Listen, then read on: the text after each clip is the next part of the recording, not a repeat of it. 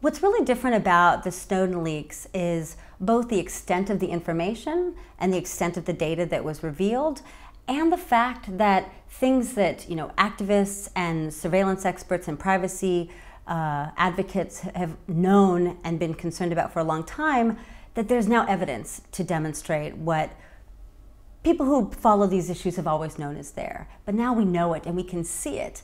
And I think the other thing that's really significant, and this is something that Snowden himself has made very explicit in some of his interviews, is that he released this information explicitly because he wanted this debate to happen. He wanted us to be having this conversation that we're having now.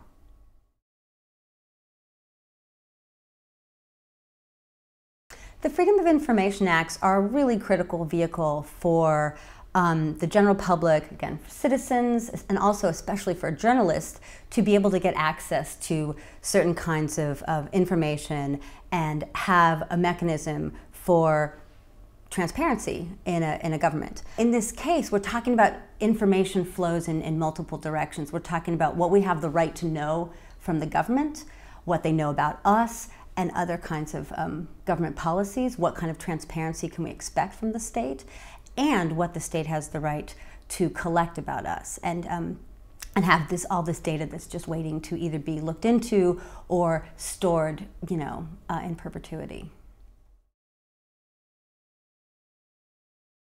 From a foreign policy and a national security standpoint, one of the important issues that has been brought up by the Snowden leaks has to do with the U.S.'s reputation in the world, not only as a leader on internet freedom and how there are concerns with these revelations of how that's so inconsistent with the U.S.'s own practice domestically among its and against its own citizens, and also what it has to do with certain bilateral relations. And I think the other issue that is really significant is the relationship of this new sector of informational intermediaries.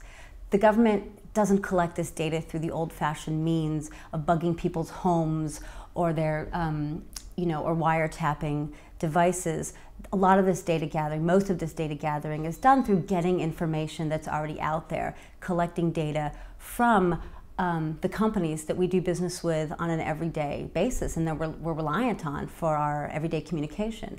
Social media platforms, mobile companies, internet service providers. That's where the information already exists. There should be greater demands on companies to provide clear and coherent and simple language terms of service agreements. So there are things we can do at the policy level, both by pushing the companies, but also by pushing federal governments to require companies to do better at that. And we also need to take some responsibility for being more aware of the information that we're giving up every time we use these services. And maybe there comes a point where we need to ask, are there services that it would be better off paying a monthly fee for than kind of using for free, but that we're paying with our data and our intellectual property and our identity?